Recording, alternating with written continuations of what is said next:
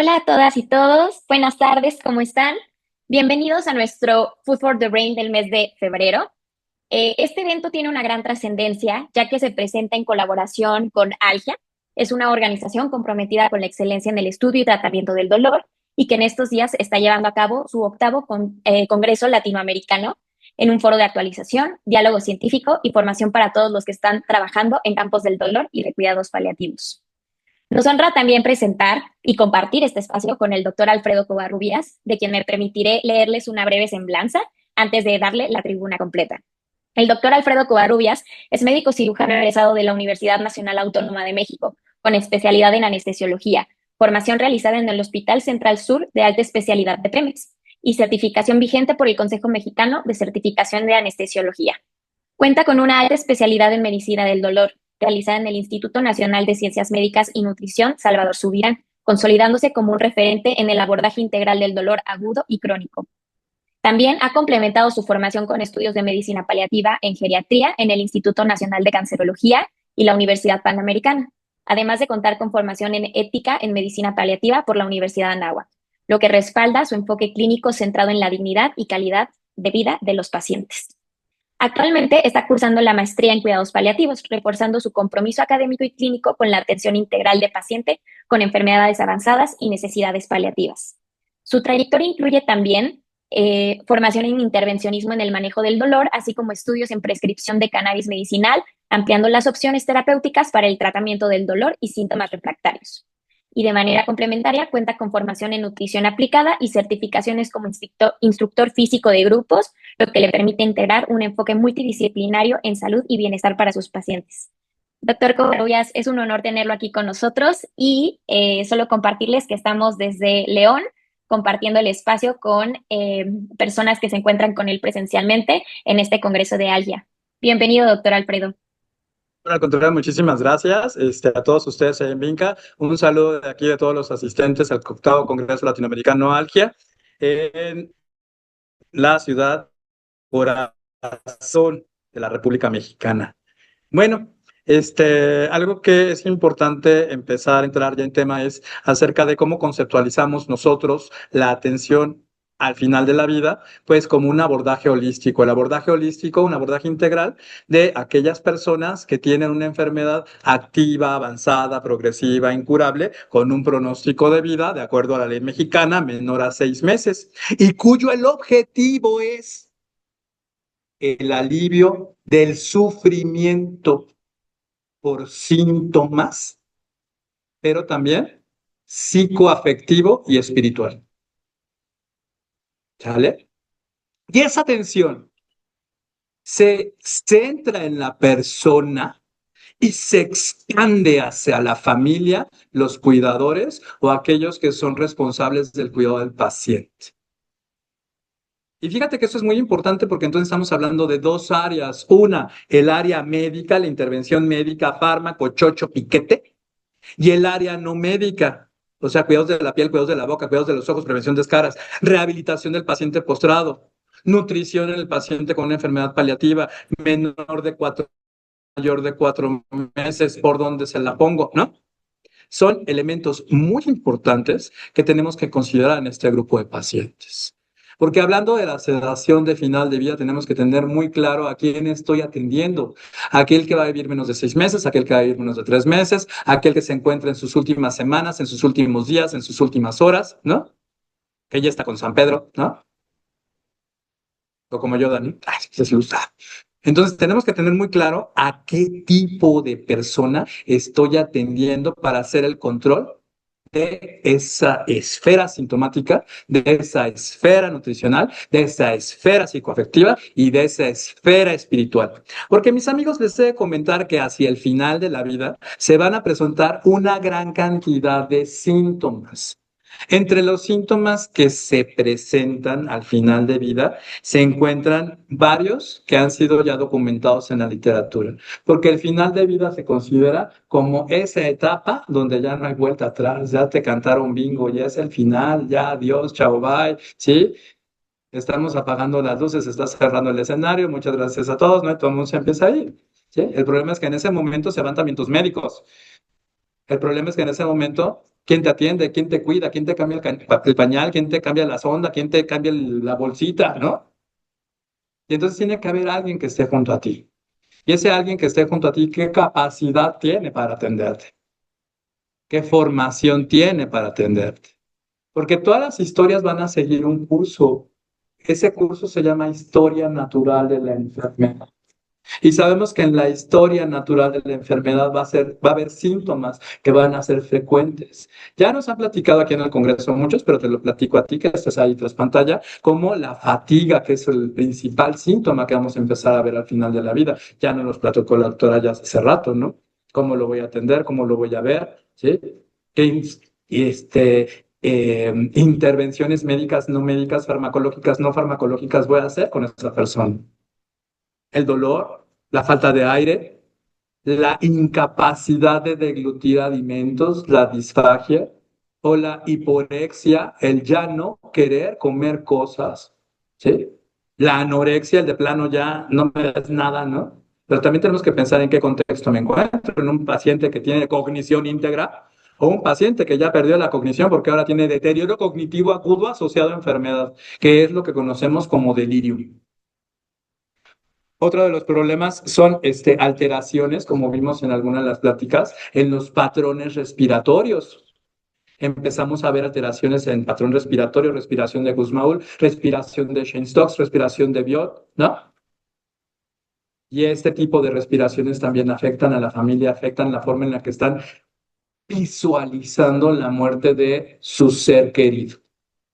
Por eso esto se extiende no solo al paciente, sino hacia el grupo de personas que lo rodean. David Huey, en una publicación que hace en el 2015, identifica diversos síntomas que se van a presentar en los últimos 7 días de vida. Hay muchos de ellos que van a intervenir con la forma en la que los pacientes se alimentan, pero hay otros que impactan necesariamente la forma en la que los pacientes se relacionan con el mundo que los rodea.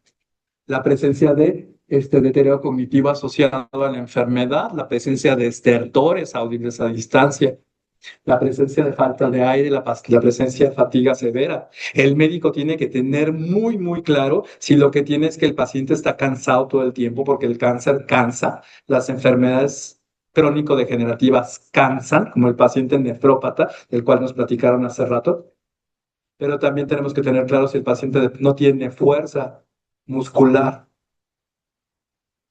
o si el paciente de plano lo que no tiene es ganas de nada, ¿sí? Porque no es lo mismo tener fatiga, ¿no? Que tener anedonia, ¿no? ¿Va? Entonces, son síntomas, estos que te estoy platicando, que vemos en los últimos 7 días de vida, aunado al dolor, la incontinencia urinaria. Imagínate tú nada más el patriarca del clan, ¿no? Sí, gran lobo plateado, macho, alfa, pelo en pecho, ¿no? Ya no digo lo demás porque es muy obsceno, pero ¿sí? Ahora imagínate que le tienen que cambiar el pañal al patriarca. ¿Y quién se lo va a cambiar y cómo se lo va a cambiar? Hay qué miedo cambiarle el pañal al abuelo, ¿no? Porque ¿cómo le vamos a ver las cosas al abuelo? Porque la abuela ya se murió, ¿no? Y entonces el pobre señor se queda con su pañal durante 2, 3 días, ¿o qué? Y empieza a hacer úlceras, ¿no? Porque nadie lo quiere voltear porque pues, pobre del abuelo, ¿no? Y el señor ya tiene un deterioro cognitivo y cada vez que lo mueven está con queja, ¿no? Es que le duele. No, está en delirio, ¿sale? Tenemos que aprender a evaluar esas circunstancias, especialmente en aquellos pacientes que se encuentran al final de la vida. Un día que no teníamos nada que hacer, publicamos en el Instituto Nacional de Nutrición Salvador Subirán este estudio. No lo están viendo ustedes, yo lo sé, pero es utilizando una escala de evaluación de síntomas que se llama ESAS, que es la escala Edmonton de la evaluación sintomática en pacientes con cáncer. Evaluamos a los que llegaban por primera vez a la clínica de final de vida, a la clínica de cuidados paliativos, ¿no?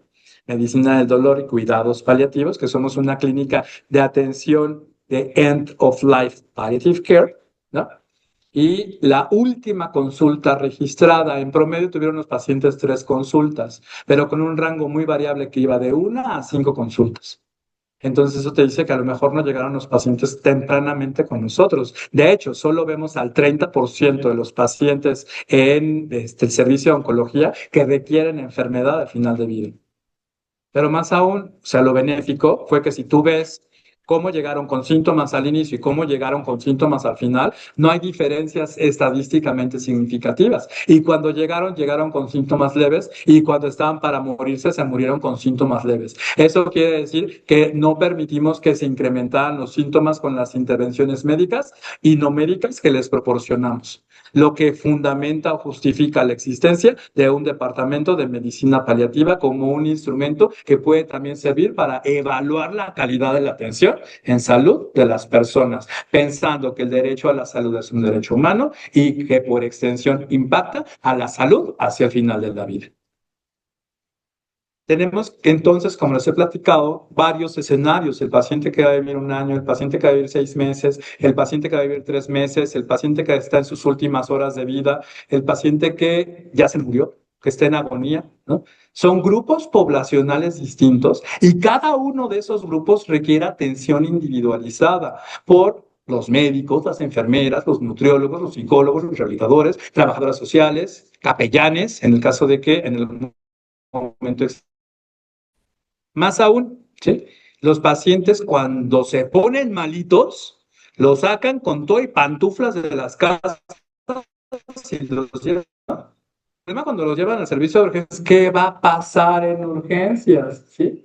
Y algo que se ha visto en los hospitales norteamericanos, por ejemplo, es que 90% de los beneficiarios del Medicare en Estados Unidos necesitaron de la atención por los servicios de urgencias. Y de los que los necesitaron, 50% tenían una enfermedad, que tenían una enfermedad crítica, se murieron. O sea que los llevaron al hospital a morirse, a mitad de los que sacaron de su casa con pantuflas. Entonces, ¿estás de acuerdo que habrá sido lo correcto? ¿Realmente era lo que quería el enfermo? ¿No quería eso? Tenemos que pensar y meditar nuevamente en utilizar los valores de la bioética principalista, de la bioética fundamentada en las personas o centrada en las personas sobre los deseos que existen alrededor de este momento íntimo que es el final de tu vida. Ahora, los pacientes que llegaron a urgencias, ¿sí? Son un grupo muy interesante, ya que una proporción importante de ellos tiene una enfermedad avanzada, una enfermedad ya sea oncológica o crónico-degenerativa. 18% de ellos tienen criterios para ser atendidos por una unidad o servicio de medicina paliativa. Eso en los Estados Unidos de Norteamérica. No tenemos estudios nacionales para ver cuántos de los que llegan a urgencias realmente nos necesitan a nosotros, porque una cosa es el que voy viendo cómo se deteriora poco a poco y otro es, como nos comentó la doctora Luna, que llega a urgencias ya con el coco de fuera. O sea, tienes pacientes que pueden estar en una situación crítica, ¿sí? Que tienen una afección potencialmente mortal. Y cada uno de ellos entonces también se tiene que conceptualizar como un grupo individual que requiere personalización importante. 34% de los enfermos oncológicos que visitaron el servicio de urgencias 2 horas, 2 días. Entonces, ¿qué es lo que pasa a veces en México? No llegas a urgencias y te rebotan porque ya se va a morir, ¿no? Es que no hay nada que le pueda hacer, llévaselo a su casa. ¿Y por qué lo llevó la familia? Pues lo llevó la familia porque tiene miedo, porque la muerte no es algo a lo que esté habituada toda la gente, ¿no? Porque a lo mejor hay personas que no han visto nunca morir a nadie, o hay personas que están lo suficientemente de ver cómo se está muriendo su ser querido, que lo vea alguien, ¿no? ¡Qué miedo! Entonces es muy importante pensar que los pacientes pueden necesitar atención importante en una situación de urgencia, en una situación de emergencia. Sin embargo, algo que la gente piensa a veces es que ya no hay nada que hacer, ¿no? No tengo la nota, ¿no? Mientras no tenga nota de que el paciente es paliativo, de que el paciente es terminal, se encuentra en situación terminal, pues si no lo atiendo, tiene implicaciones legales importantes, que pueden ser consideradas incluso como mala praxis, ¿no? Impericia, ¿no? Negligencia, ¿no?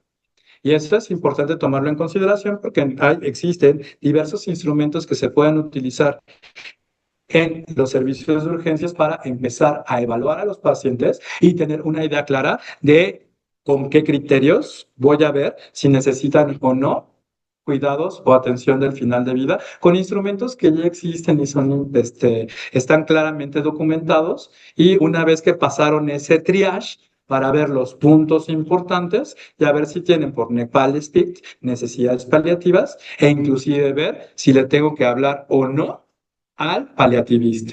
Porque fíjate, en los servicios de urgencias, ¿sí? Pacientes que recibieron atención oportuna por cuidados paliativos tuvieron un mejor control sintomático y además tuvieron mejores condiciones asociadas a la vida. Tenemos que tener muy claro que en Estados Unidos la palabra quality of life se refiere a las características, no a la calidad, que en castellano es lo superlativo de algo. Algo de buena calidad tiene las tres veces, no bueno, bonito y barato, ¿no? Las cualidades, que es quality of life, son las características asociadas a la vida, que puedas comunicarte, que puedas ir al baño, que puedas pararte, que puedas sentarte. Esas son las cualidades básicas de la vida, que lo conocemos en las estéticas funcionales, ¿no? Como la CATS, por ejemplo. Ahora bien, los pacientes que llegan a los servicios de urgencias, puede ser que tengan un desenlace fatal, o sea, se pueden morir muchos de ellos, ¿no? 78% de los que se murieron tenían necesidades paliativas, 3% fueron referidos a departamentos hospitalarios de cuidados paliativos, solo el 3% los ingresaron a una cama para que los viera el paliativista. Y eso, mis amigos, es relevante y súper relevante, porque entonces, cuando saco de la cama al viejito en pantuflas, ¿sí? Pueden pasar muchas cosas. Una de ellas es que la mitad de ellos se muere, ¿no? 78% de ellos necesitaban atención paliativa, pero solo hospitalizaron a 3. Bueno, ¿y qué pasa en México? ¿Cuántos se hospitalizan? ¿Cómo se hospitalizan? ¿Quién los hospitaliza? ¿Quién los ve? Y la otra población que no estamos teniendo en cuenta son aquellos que ya están hospitalizados y se va complicando la enfermedad, y entonces, ¿sí? Empiezan a tener fallas orgánicas múltiples y cosas que requieren la atención paliativa. ¿Te hablan, no te hablan? ¿Quién los ve? ¿Cómo los ve? Los otros son los que se encuentran en su casa. ¿Quién los ve y cómo los ve? Entonces ahí es donde empieza a ver cosas muy interesantes, cosas muy interesantes relacionadas precisamente por cómo se conceptualizan los cuidados paliativos. A tal grado que en la Unión Americana, estos servicios que decían palliative care cambiaron el nombre por supportive care o symptoms control o symptoms management. Ya no se llaman cuidados paliativos, porque hablar de cuidados paliativos, la gente piensa que traes este, cloak, ¿no? Cosa así negra y tu guadaña, ¿no? Un cuervo aquí en el hombro, ¿no? ¿No? Qué miedo que llegue el de paliativos, ¿no? A mí no me manden para allá, ¿no? Y menos con el calvo, no, no es cierto. Entonces, bajo ese constructo hay que conceptualizar en qué situaciones sí se puede considerar en sedar a un paciente. Aquel que ceda sin hacer este tipo de consideraciones no lo está haciendo nada, porque hay situaciones específicas que se denominan urgencias paliativas, que son diferentes a las urgencias oncológicas. Y eso lo tenemos que tener siempre, siempre claro, porque una urgencia paliativa es aquella eventualidad que pone en peligro la vida de la persona y que está causando sufrimiento. Y entonces yo tengo que pensar, ¿por qué? Fíjate, cosas locas. En países donde la eutanasia está permitida, solo acceden a ella el 3% de las personas que requieren cuidados paliativos. ¿Por qué? Porque con un adecuado control sintomático ya no te quieres morir, ¿no? Si ya no quiero morirme, ¿no? A lo mejor quiero platicar más con la neta, cargar a la neta tantito, ¿no? Requieren una evaluación psicológica, que si tengo una depresión mayor, ¿no? Pues estoy con una esquizofrenia, con deterioro cognitivo, ¿no? ¿va? Entonces, son situaciones importantes que tenemos que considerar porque las urgencias paliativas documentadas en la literatura son cinco. La crisis de sofocación, señor doctor, me estoy ahogando porque es algo subjetivo, así se define como la sensación subjetiva de falta de aire. La disnea no es insuficiencia respiratoria. La disnea no es taquipnea, no es tirajes intercostales. La disnea es que las personas digan, oiga, doctor, sabe que me estoy ahogando, me falta el aire. Eso es disnea. Como lo vimos en COVID, llegaban con signo universal de ahogo, ¿no? Eso es la disnea. Esa es una urgencia, ¿vale? La hemorragia masiva, pero no toda hemorragia, porque si tengo una vena, soy un paciente con hepatocarcinoma, igual y no me voy a dar cuenta nunca de que estoy defecando con sangre, ¿no? Se van a dar cuenta cuando me cambien el pañal porque el olor es sui generis, dicen los libros, ¿no?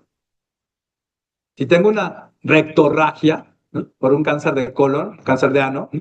Igual y no me voy a dar cuenta porque me voy a dar cuenta cuando me cambien el pañal. Si tengo una, tampoco me voy a dar cuenta, ¿no? Entonces es una hemorragia masiva donde no puedo no darme cuenta y es en las caricaturas, ¿no? Timmy, tengo frío, ¿no? Me hipotenso y me muero, ¿no? La hemorragia masiva que sí se requiere sedar es aquella que pone en distrés, empiezo a toser sangre, me empiezo a ahogar con mi sangre, se me rompió un vaso sanguíneo del bronquio ahí por un cáncer de pulmón, ¿no? En un cáncer de cuello se me reventó la arteria y está saliendo la sangre. Ay, qué miedo, ¿no? Yo no estaba así, mira cómo vengo, ¿no? Aquellos pacientes, ¿sí? Que empiezan a sangrar de un lado visible, ¿sí? Epistaxis, ¿sí? Otorragias, ¿sí? Oiga, mire cómo estoy llorando sangre, doctor, ¿no? Esas son las hemorragias masivas que sí puedo sedar.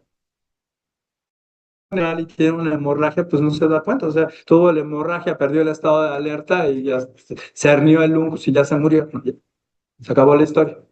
Entonces tenemos que pensar de qué hemorragia masiva estamos hablando. Estatus epilépticos, pero después de que ya lo trataste de tratarlo y se volvió refractario a tratamiento, ¿no? Agitación refractaria, o sea, ya llegaste a una dosis de benzodiazepina y de antipsicótico lo suficientemente necesaria para llegar a la sedación. Porque mis amigos, cuando empezamos a hablar de la sedación, a todos se les olvida que la palabra sedación viene del latín sedare, que significa un estado similar al sueño. Y para eso tenemos que pasar por varias etapas, desde la ansiolisis hasta la depresión respiratoria y la muerte, ¿eh? Por eso los anestesiólogos utilizan escalas para ver qué tan sedada está la gente. Una sedación de final de vida pretende una sedación con un RAS de -2. O sea, son sedaciones en las que los pacientes pueden ser despertados fácilmente, no que estén con la lengua. Entonces, es muy importante pensar que la crisis de sofocación, la hemorragia masiva, el estatus epiléptico, ¿no? Y agitación terminal o delirio refractario son causas de sedación. Son las únicas indicaciones de sedación. ¿Qué es la causa? Porque dije que eran cinco. Para algunos dicen, es un síntoma refractario valorado por dos especialistas en cuidados paliativos. Perfecto. Pero para otros es el sufrimiento existencial. Hay criterios diagnósticos claros para identificar el sufrimiento existencial. Y como te dije al principio, es aquel paciente que te dice, es que doctor, ya me dijeron que tengo cáncer, ya me dijeron que es avanzado, estoy tosiendo sangre, pero pues no tanto, ¿no? De repente voy al baño con sangre, pero no tanto, pero estoy viendo cómo me estoy muriendo. No me quiero ver morir, doctor, no me quiero morir. Ni modo, lo estoy viviendo en primera fila, me siento mal, ¿sí?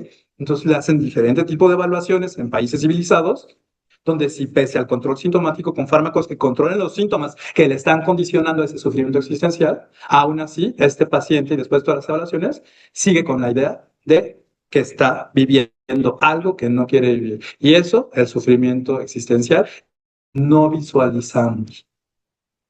Pero además, con lo que te acabo de decir entonces, queda a todos, ¿verdad? Porque cuando alguien dice lo voy a sedar, es así se murió mi perrito, ¿no? Bobby, Bobby Abasolo, Bobby Abasolo. Entonces, es, penoso ver sedaciones en pacientes que a lo mejor no lo requieren. Es que está sufriendo, ya vamos a acabar con su vida, pues pone mejor una almohada en la cara, ¿no? Es que está sufriendo, ya hay que acabar con su sufrimiento, ¿no? ¿Y tú quién eres, no? Porque los cuidados paliativos, mis amigos, no alargan vidas, digo, no acortan vidas ni alargan agonías.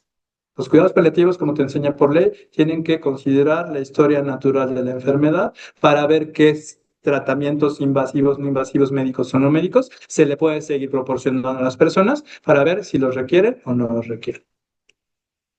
La siguiente cosa es que un día que no teníamos nada que hacer con amigos de precisamente la Facultad de Bioética de la Universidad de Anáhuac, publicamos un documento acerca de hemorragia masiva como una urgencia paliativa y fue en ese contexto porque cuando nos dedicamos a ver la documentación puntual de acuerdo a diferentes libros, de acuerdo a diferentes asociaciones, organismos, quienes consideraban, qué se consideraba urgencias paliativas, nos dimos cuenta que había una discrepancia tremenda.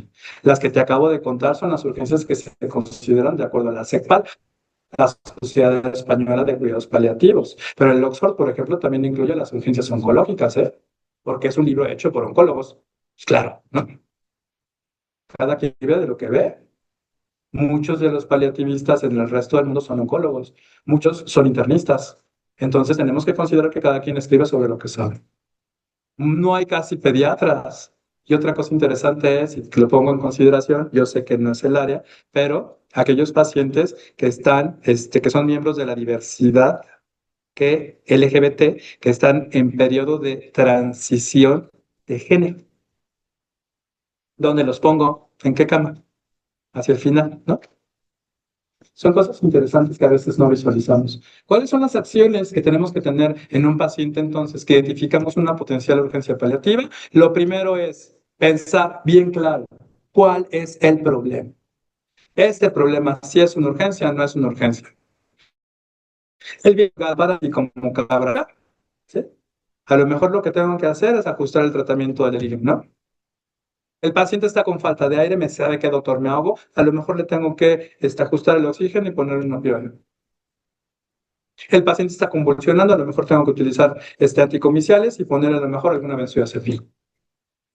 Que no tenga una dosis sedante, porque de acuerdo a la dosis, mis amigos anestesiólogos saben que las benzodiazepinas pueden ser ansiolíticos, amnésicos, hipnóticos y sedantes, ¿no?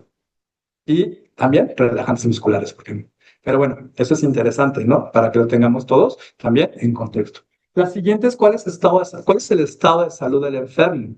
Porque los cuidados paliativos, la atención al final de vida desde el punto de vista médico, la medicina paliativa se encarga de personas que tienen, ¿sí? de personas en una situación crítica que no van a ingresar a la terapia intensiva, ¿eh? Son pacientes entonces críticamente enfermos que no van a entrar a la terapia intensiva y los tengo que visualizar así porque no los voy a intubar, no les voy a tomar gasometrías, ¿no? A lo mejor ya no los voy a transfundir, a lo mejor, y desde luego no, les voy a poner aminas, a lo mejor, y desde luego no, tengo que meditar profundamente si les voy a poner antibiótico terapia o no. Entonces son pacientes que requieren un abordaje muy individualizado, muy puntual y muy concienzudo acerca de qué es lo que voy a hacer y cómo lo voy a hacer. El problema que tiene este paciente se puede resolver. O sea, ya le intentaron todo, ya probaron esos fármacos. Si no lo han probado, lo voy a probar. ¿Cuánto tiempo tengo de paciente? ¿Está ya entrando en agonía? ¿No está entrando en agonía? Si todavía puedo hacer algo, no puedo hacer nada. La siguiente cosa es, si revierto esta situación, ¿a dónde lo llevo? Si es un paciente que tiene un cáncer y ahora hizo una neumonía, un cáncer avanzado, y era súper funcional y cuidaba a los nietos y así, y ahora tiene una neumonía y la neumonía es lo que le deterioró funcionalmente, pues yo sé que a lo mejor le trato la neumonía y pudiera recuperar cierta funcionalidad, ¿no? Pero si es un paciente que ya tuvo 17 infartos cerebrales, ¿no? Pero además 2 infartos cardíacos y está con los ojos de semitache, la lengua de fuera, la nubecita con la calaca, ¿no? Y un buitre circulándole arriba, pues ¿a dónde lo voy a llevar si lo recupero, ¿no? A lo mejor lo voy a llevar a la misma situación o peor. Es lo que todos queremos, es lo que él que quiere. Y entonces la siguiente cosa es, ¿este paciente cuenta ya con voluntades anticipadas? El paciente ya no quería tubos y dedos en todos los agujeros, como dicen los libros de el ATLS, ¿no? De Advanced Trauma Life Support, soporte avanzado en trauma. El paciente ya no quería intubación, el paciente ya no quería catéteres centrales, porque los cuidados paliativos, mis amigos, por ley son opcionales, no obligatorios, ¿eh? Yo puedo como paciente decir, no quiero que me suspendan el tratamiento. Yo necesito que me lo den. Y entonces el médico tiene que platicar con el paciente si lo considera o no una medida fútil. Y entre los dos, entre el grupo clínico, tienen que tomar decisiones importantes, tomando en consideración los principios de la bioética principalista y de la bioética personalista. La siguiente cosa es cuáles son los deseos del paciente, cuáles son los deseos de la familia. El paciente todavía interactuaba, no interactuaba, ya perdió el estado de alerta, ya no puede tomar decisiones, sí puede tomar las decisiones, porque la que puede quedar como, a lo mejor nunca se divorció, ¿no? Pero ya no vive con la señora de hace 20 años, y ahora la que está tomando la decisión es la señora abandonada con 4 hijos a la que nunca le pasaron pensión, ¿no? Y maldito desgraciado, ¿no? Todos son iguales y cortos con la misma tijera, los odio a todos, ¿no?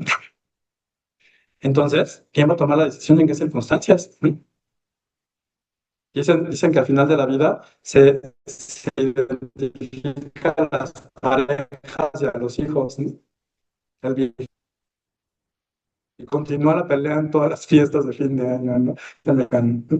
Entonces es importante pensar en qué condiciones, qué quiere la familia, qué quiere el paciente. Las medidas agresivas van a mejorar al paciente o lo van a empeorar.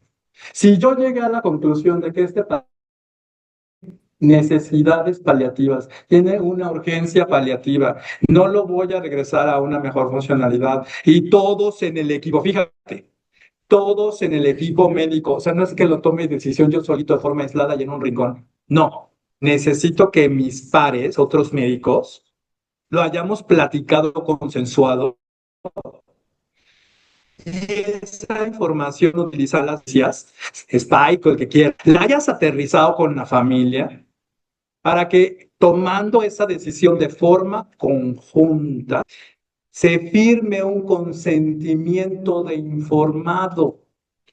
La norma oficial para la práctica de la anestesiología manda, dice y estipula que cualquier sedación fuera de quirófano debe ser proporcionada por un anestesiólogo y debe contar con un consentimiento de informado. El problema es que los anestesiólogos son una raza en peligro de extinción. Creo que hay 4. No, no es cierto. Son una raza en peligro de extinción. Hay muy pocos. Y no podemos a veces sacarlos del quirófano para que estén sedando a todo el hospital, ¿no? Que tomar esa decisión de sedar, pero necesita contar con un consentimiento de informado, porque los cuidados paliativos entonces son opcionales, ¿no?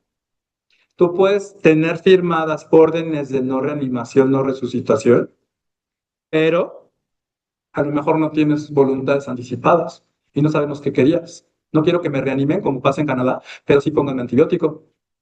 No quiero que me reanimen, como ocurre en Canadá, pero sí sigan pasando. Entonces, se selecciona qué cosas quiero y qué cosas no quiero. En el INCAN tienen un checklist que se llama Yo quiero y ese es el que palomea al paciente de qué cosas son las que desea que se le hagan cuando ya tienen órdenes firmadas de no reanimación y no resucitación. Y es importante considerar esas cosas, porque si no tengo consentimiento informado para sedar, es como si yo sedara para una colonoscopia, ¿no? Sin consentimiento. Porque por principio de doble efecto, el paciente puede perder la vida con tu chocho, ¿eh? Y entonces ya lo mató, tú o la enfermedad. Débil es un fenómeno aumentado, ¿sí? De Bilbao hay mucho dinero. Cuando el hijo llega y ve al abuelo ya con la lengua de fuera, ya se murió el abuelo azul, ¿no? Es que en Bilbao lo hubieran hecho, es que en Bilbao lo hubieran hecho eso, es que en Bilbao, ¿no? Aquí sería que el hijo de Monterrey, ¿no? Si algo así. ¿Qué Monterrey le hubieran hecho? Monterrey le hubieran hecho el otro, ¿no? Entonces es importante tomar en cuenta que este, los duelos son difíciles para las personas, ¿eh? No todos hacen buen afrontamiento. Hay hijos que nunca estuvieron y de repente llegan y tienen mucho remordimiento de conciencia y se enojan y te demandan porque no hubo una buena comunicación, no hubo comunicación adecuada. Y si eso ocurre sin la documentación legal que necesitas para protegerle, que los consentimientos no tienen mucho peso, pero forman parte del expediente clínico, además de las notas que tienen que documentar que vas a tomar esta decisión, ¿eh? Que es un paciente que tiene una situación críticamente enferma, que se encuentra en cuidados paliativos porque tiene una enfermedad terminal que en este momento presenta criterios para que se inicie una sedación de final de vida por la siguiente urgencia paliativa. Esa es la nota que necesito ver. Se habla con la familia, se recolectan voluntades anticipadas o no se pueden recolectar voluntades anticipadas, se firman consentimientos y la nota la debes de tener porque la ley te lo pide. La ley te lo pide porque entonces, ¿quién y dijo que era terminal? ¿Usted por qué llegó a sedar a los pacientes así? No hay nota. Estaba muy bien cuando llegó a urgencias, ¿no? ¿Estás de acuerdo, no? A veces los urgenciólogos no tienen tiempo para poner notas. Llegas, se deterioró en 3 segundos, te hablaron, no, tú llegaste, empezaste a manejar y no había ni siquiera algo que te proteja. Entonces debes también tener ese punto en consideración porque es protección para ti, protección para la familia, protección para residentes, protección para tus pacientes. A lo mejor no dio tiempo porque se está muriendo el vato, ¿no? Se está muriendo ahogado, ¿sí? Tienes que poner en la nota, por la situación de urgencia inminente, se inicia una sedación con un RAS de -1. Y entonces tú ya sabes a tal hora, porque tienes que ver en qué momento tengo una concentración plasmática estable para saber que no fue mi concentración plasmática estable, ¿no? Es que le inicié la sedación y se murió a los 3 minutos. No fuiste tú. Es que lo inicié el midazolam yo y se murió a las 4 o 5 horas. Unos, ¿qué dosis tenías? Tenía 80 miligramos de midazolam para 24 horas. A lo mejor sí fuiste tú. No, tenía 5 miligramos de mida para 24 horas. A lo mejor no fuiste tú. ¿Cómo justificas entonces el fenómeno, el principio de doble efecto? Porque el principio de doble efecto tiene que tener condiciones claras. Una condición clara es evaluar los riesgos. La otra condición es no causar maleficencia y causar beneficencia, ¿no? Tiene que apegarse al principio de proporcionalidad. O sea, tú buscas el bien sin alcanzar el mal. Eso es lo que dice el principio de doble efecto y para eso hay que justificarlo de alguna forma. Y el único instrumento que tú tienes para justificar las cosas va a ser siempre tu expediente clínico. De tal forma que la perla 1 es que se cedan las urgencias paliativas. La perla 2, documentalo todo porque es algo, ¿sí?, que no es tan sencillo y puede tener implicaciones que pueden repercutir en tu vida, en tu carrera y en la de los que te rodean. La tercera es, ¿qué es lo que quiere el enfermo? ¿No? No, a mí en agonía me pones la quimioterapia porque yo sé que con el último miligramo me voy a recuperar. A mí, ¿qué me vas a mí me haces todo. ¿No tenemos pacientes así? Muy frecuentemente en los hospitales privados ocurre eso. La siguiente cosa que es importante es, ¿sí?, ante una situación realmente urgente, ¿sí?, tengo que entonces considerar qué hubiera hecho el comité de bioética hospitalario de mi hospital en estas circunstancias. ¿Estás de acuerdo que no le voy a hablar a todos porque en lo que toma la decisión el comité de ética ya no estamos en la novenaria, ¿no? Lo que tenemos que hacer entonces es qué haría el comité de ética. Y para eso necesitas hablar con tus colegas. Y tienen que tener una plática seria, ¿sí? Por eso los médicos tenemos que tener cierta formación bioética interesante. Y eso es por lo que a través de Vinca tenemos este tipo de charlas. Porque existen criterios ya algorítmicos acerca de en qué momento y si tengo que, no tengo que, la inicio o no la inicio. Y en esos algoritmos yo ya sé que lo que tengo que tener claro es qué quiere el paciente, qué quiere la familia. Tengo que tener claro cuál es la urgencia. Tengo que tener claro si hay voluntades o no hay voluntades. Si hay órdenes de no reanimación, de no resucitación. Si ya hay consentimientos informados por quién tiene la capacidad de toma de decisiones de ese grupo familiar o el paciente, preferentemente que sea el paciente, ¿sí? Y si ya todos estamos de acuerdo y todo eso, tengo que ver cuál es la urgencia, porque no todos se dan igual. Este es un algoritmo viejito, es un algoritmo viejito, pero tiene viejito, pero bonito. Yo sé que no lo están viendo por allá, ¿sí? Pero es importante pensar que si voy a iniciar la sedación, la inicio con un fármaco que sea sedante. Un efecto adverso de los opioides es la somnolencia, ¿sí? Pero un opioide es analgésico, sin dolor, quita dolores. No lo uso para sedar. Para sedar uso un sedante. ¿Cuál es un sedante de elección que puedo usar? Pues una benzodiazepina, como el lorazepam, pero requiere red fría y es complejo tenerlo en México, creo que el INE, o el midazolam, que es muy disponible para todos. Si yo veo que el paciente tiene opioide del infinito, entonces a lo mejor está en delirium porque tiene neurotoxicidad inducida por opioides, porque la neurotoxicidad inducida por opioides se caracteriza por, ¿sí?, mioclonías, hiperalgesia y delirium o agitación. Entonces, ¿será que el opioide está mal titulado y por eso está así el paciente? Y ahora le sigo subiendo el opioide porque ahora lo quiero sedar con opioide hasta la apnea, va, pum, ¿no? Si yo veo que el paciente está agitado, a lo mejor con una dosis pequeña de ansiolísis con benzodiazepina, a lo mejor el paciente requiere o un antipsicótico con calidad sedante que ya no hay en México, que es endovenoso, que es la levomepromacina. En los países civilizados, la levomepromacina por esta cualidad sedante es la que se utiliza. Aquí con Banana Republic podemos usar alrededor, pero si en tu país tienes levo, pues utiliza la levo. Y entonces, a todo paciente que voy a iniciar, si el paciente tiene una crisis de sofocación, ya tú sabes que la sofocación requiere un opioide muy selectivo. ¿Cómo se llama? El opioide es. Entonces, ¿cuáles son los opioides? No, ¿sí? Morfina, es lo que tiene esa disponible rápida en los hospitales mexicanos. Pero si tiene falla renal, entonces tengo que considerar la falla renal y ajustar la dosis de opioide, porque igual se me puede acumular y puedo tener problemas. Entonces le pongo Fenta. Y hay un problema muy importante y es que hay Fenta, Mufasa, ¿no? Miedo, el fentanilo da miedo porque vi ahí en la farmacia a un lado un letrero que dice fentanilo mata, ¿no? Y bajé de mi terminal de autobuses y vi un letrero que dice el fentanilo mata, ¿no? Y en el aeropuerto de la Ciudad de México, ahí en la terminal uno vas pasando por el pasillo y hay letrerotes que dicen el fentanilo mata. Entonces, ¿no fue su Fenta doctor? Yo vi que le puso eso, ¿eh? ¿Te das cuenta por qué tienes que tener todo bien documentado? ¿Va? La siguiente cosa que es importante entonces tener en cuenta es, ¿sí?, que la sedación puede ser una sedación reversible, por eso mantengo un RAS de -1, -2. En caso de que yo quiera evaluar algo, puedo disminuir mi sedación, ¿sí? Pero tiene que tener siempre un objetivo claro si quiero eso. En el sufrimiento existencial puede haber sedación intermitente, pero ese es solo un caso que tiene que tener una valoración psiquiátrica previa importante para identificar la presencia de sufrimiento existencial.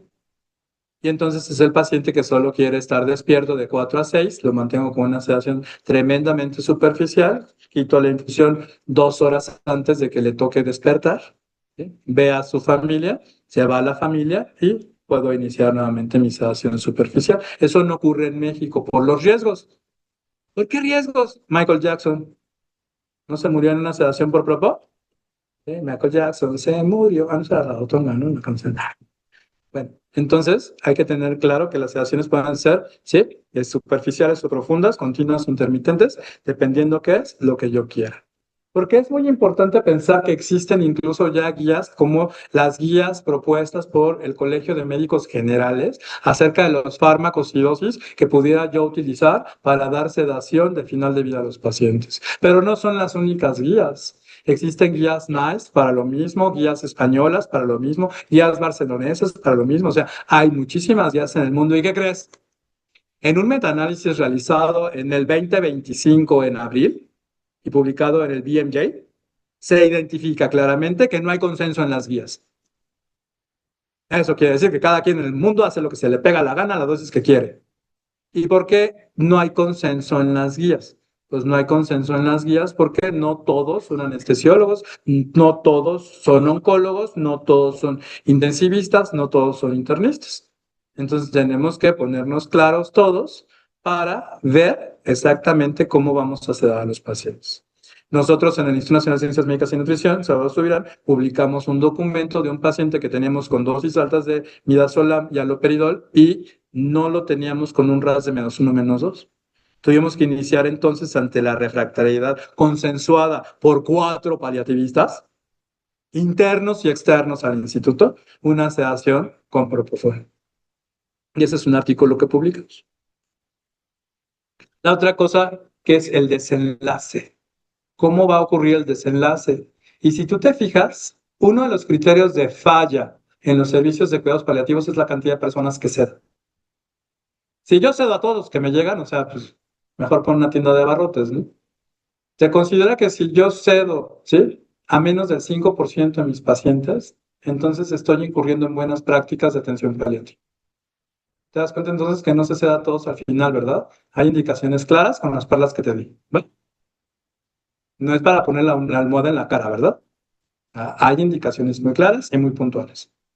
Y cuando vemos nosotros los tiempos en los cuales puede durar la sedación, yo lo que quiero es que veas esta parte donde dice la vida media en los grupos sedados y en los grupos no sedados.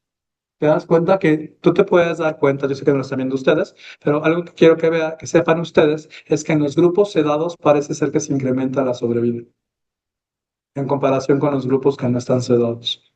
Y eso, mis amigos, es algo muy interesante que nos tiene que hacer pensar el por qué voy a dar una sedación si mi objetivo no es alargar las agonías, ¿no?, ni acortar las vidas. A lo mejor lo que estoy haciendo es mejorar las condiciones clínicas del paciente, a lo mejor no. Cuando les preguntan a las familias de los norteamericanos, oye, ¿estás contento con las sedaciones? Las familias de los norteamericanos dicen, sí, estoy contento con la sedación que le dieron a mi enfermo. Pero porque en Estados Unidos te dan 17 folletos de todo lo que le puede pasar con los fármacos, te llevan a un cuarto especial, platican contigo, te arropan, te dan contención ahí, llega el capellán, llega el psiquiatra, la psicóloga, ¿no? Hasta el de las papitas llega, te da 3 papas, ¿no? Y en las familias de los europeos les preguntan, oiga, ¿usted está contento con la sedación? No, no estoy contento, ni satisfecho, ni nada. Y cuando preguntan el por qué, pues porque nadie me dijo nada. ¿Sí? Porque en Croacia, en Polonia, ¿no?, en Hungría, en Checoslovaquia, ¿sí?, las prácticas clínicas son similares aquí, enteramente paternalistas. Entonces tenemos que pensar muy bien que a lo mejor nuestros pacientes no están, nuestras familias, que es finalmente las que quedan, porque el que se va se fue, pero la que queda hace el duelo. ¿Sale? Los médicos, cuando hablan acerca de el concepto de sedación paliativa en un grupo de médicos internistas, nos damos cuenta que es para quitar el dolor y dar analgesia. Médico que seda para quitar el dolor es porque no sabe quitar el dolor. Yo en 30 años de dedicarme a esto nunca he tenido que sedar a alguien por dolor. Siempre hay forma. Siempre hay forma. ¿Sale? La siguiente cosa que es importante considerar es que en algunos contextos o en algunos países o en algunas situaciones se permite que el paciente tome la decisión de que, pues mira, yo no como y no me hidrato. Y hazle como quieras. Se vale. Pero no hemos llegado a ese nivel de reflexión ética, legal, moral y consensuada y así en México. Pues, equipo, yo termino con esta charla y quedo para preguntas y respuestas. Amigos de Vinca, preguntas que tengan, amigos aquí en presencial, dudas que tengan, yo tengo 32. Cada vez que veo esta charla tengo mucho más dudas. Doctor, por aquí tenemos dos preguntas, bueno, un comentario y una pregunta por acá de Hulda Rocha. Buenas noches, muchas gracias por la excelente ponencia. Entiendo que existen 5 urgencias paliativas. Sin embargo, tengo una duda respecto a los pacientes con demencia avanzada que dejan de deglutir y ya no se benefician de instalación de sonda nasogástrica. En Chile, los paliativistas podemos sedar sin necesidad de consentimiento informado firmado. Solo necesitamos un buen registro en la ficha de que se explicó lo que era la sedación y sus objetivos. Por otra parte, las voluntades anticipadas están apenas comenzando. Prima el deseo de la familia. ¿Podría considerar la sedación como una opción? Muchas gracias. Tenemos que visualizar o entender que La sedación del final de vida puede ocurrir en diferentes escenarios. Las demencias no son enfermedades terminales por definición, siempre y cuando el paciente esté bien cuidado, ¿no? Si es un paciente abandonado, a lo mejor pueden ocurrir esas cosas. En las demencias puede ocurrir alteraciones que dificultan la deglución de las personas. Y ESPEN, sí, la ASPEN, que es la Asociación Norteamericana de Alimentación Enteral y Parenteral, propone una discusión extensión de la hidratación y la alimentación en pacientes con demencia, abordando el hecho de la capacidad de interacción de estos pacientes con el medio y la conveniencia entonces de mantener un estado nutricional. Es que la tiene que visualizar el nutriólogo. El problema es de que muy pocos médicos son nutriólogos y muy pocos nutriólogos son médicos. Los nutriólogos, finalmente yo soy nutriólogo, tenemos que visualizar si estoy alcanzando objetivos nutricionales o no. Si es un paciente que no estoy alcanzando nutricionalmente, que no le estoy favoreciendo en nada, que no estoy mejorando la función, no estoy favoreciendo la interacción, a lo mejor pudiera considerar en consenso con la familia el quitar por completo la sedación. Ahora, el paciente con demencia puede tener agitación porque puede tener deterioro cognitivo y en esa agitación se puede mover, pero te voy a poner este ejemplo. Todos tenemos al primo alcohólico, ¿no? Si no tienes el primo alcohólico, el alcohólico eres tú. No, no es cierto. Pero todos tenemos al primo alcohólico. Ya has visto cuando alguien tiene una encefalopatía por intoxicación etílica, ¿no? Se queja, ¿no? Ponlo de lado porque se va a ahogar con su lengua, ¿no? Saiza, ¿no? Va a vomitar y se va a ahogar, ¿no? Entonces, existen otro tipo de encefalopatías, la encefalopatía no isquémica, la encefalopatía por alteraciones ácido básicas, las encefalopatías por alteraciones. Entonces, si este paciente tiene una encefalopatía, lo que estoy viendo es un deterioro cognitivo asociado a enfermedad. Y entonces lo trato. ¿Con qué lo trato? Con un antipsicótico o con una benzodiazepina a una dosis de ansiolisis. 5 a 10 miligramos a lo mejor para 24 horas, ¿no? El haloperidol a lo mejor 5 miligramos cada 8 horas, 2,5 cada 8 horas, dependiendo qué tan frágil sea tu enfermo. Y generalmente lo vas a controlar con eso. No es necesario entonces sedar al paciente con demencia solo porque está con deterioro cognitivo. ¿Ah? Gracias, doctor. Tenemos aquí un par. Tengo una pregunta aquí de los asistentes. ¿Este residente de? Una residente de dolor y cuidados paliativos de aquí del estado de León, de Guanajuato. Pregunta. Entonces, ya se llama ya morfina y aquí cambiamos.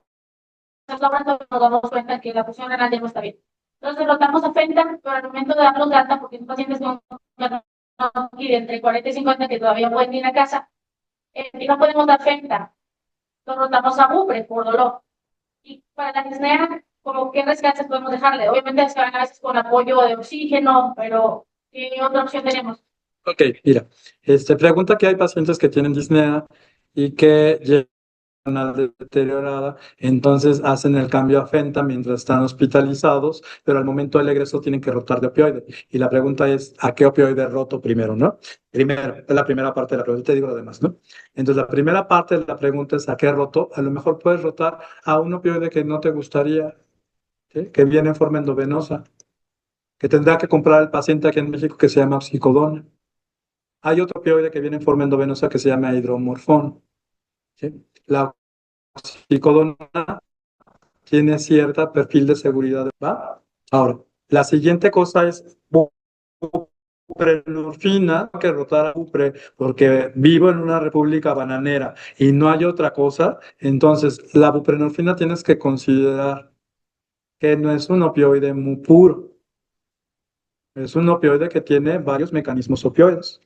y su principal efecto opioide, ¿sí? A lo mejor está en otros receptores opioides. O sea, a lo mejor la buprenorfina no es el mejor fármaco para disnea, pero, pero fíjate bien, y eso lo tendrás que leer a fondo, ¿sí? Hay un capítulo de Bupre que sacaron en el 2025 en el Drugs, ¿sí? Muy interesante, pero tendrás que pensar que a lo mejor tiene cierto efecto sobre la disnea.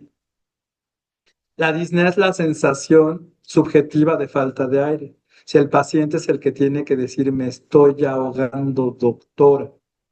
Y si el paciente te dice, me estoy ahogando y no tengo recurso, no lo doy de alta, a lo mejor, ¿no?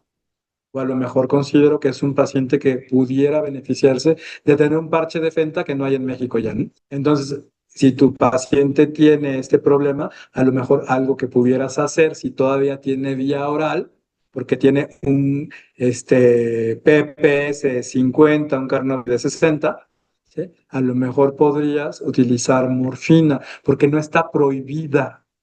Solo tienes que conceptualizar a qué dosis. A lo mejor, si ya tenías una dosis de 30, es un ejemplo, ¿eh? No digo que te la tengas con 30, es un ejemplo. Hay que pensar en una disminución en 50, ¿no? Me voy a 15 para 24.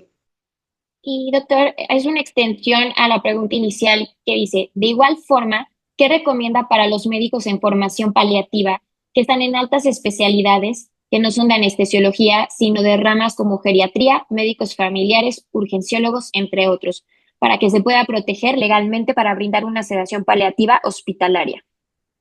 Pues lo que tienen que hacer, como cualquier hospital, si trabaja en hospital público, todos los hospitales públicos ahora por ley tienen que empezar a hacer protocolos de acción ante diferentes circunstancias a través de lo que son algoritmos de respuesta. Puede ser respuesta rápida o no rápida.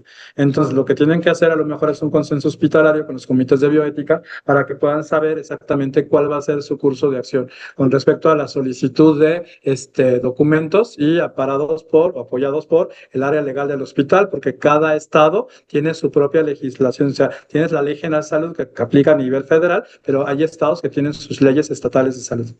Por ejemplo, hay estados donde no se contempla todavía las voluntades anticipadas. Hay estados donde sí se contempla. Tlaxcala no contempla todavía las voluntades anticipadas. Perfecto, doc. Y por aquí Isabela nos dice, buenas noches, doctor. A mí me gustaría hacerle una pregunta que me quedó poco clara. Desde el punto de vista bioético, ¿cómo se aplica el principio de doble efecto en la sedación paliativa y cuáles son sus límites prácticos en la clínica? Eso es. El principio de doble efecto. Tú sabes que hay medicamentos como el opio o como las benzodiazepinas, que el opio hace que disminuya tu capacidad de respuesta a la hipercapnia, de presión respiratoria y mueres. Con las benzodiazepinas, como son sedantes, pasan por todos los puntos de los sedantes, dependiendo la dosis y la concentración plasmática y de los hipnóticos, que son desde la ansiolisis hasta la muerte. Entonces, son dos medicamentos. Entonces, puedes poner un medicamento, pero no quieres matar a tu paciente, ¿no? Entonces, tú tienes que pensar que tu intervención puede causar daño. Entonces, tienes que poner sobre la mesa riesgos sobre beneficios, ¿no? Entonces, tú lo que vas a hacer es considerar, basado en la evidencia, centrado en el paciente, con altos niveles éticos y humanistas, qué es lo que le conviene y a qué dosis le conviene, para que no promuevas maleficencia, que promuevas beneficencia, que sea una intervención proporcionada, no desproporcionada, y que busque el mayor bien posible. Perfecto, doc. Y por acá nos dicen que muchas gracias por la ponencia, que ha sido excelente, una gran discusión. Y bueno, muchas gracias por acá desde nuestro panel. Hombre, al contrario, gracias a ustedes, amigos de Vinca, un abrazo. Y bueno, mis amigos aquí en el Congreso, me retiro, cuídense mucho. Y mis amigos aquí en el Congreso, Muchas gracias a todas y todos por haber estado con nosotros. Ya tienen nuestras redes sociales. No olviden hacer su registro y nos vemos para el siguiente Food for the Brain. Muchas gracias a todos.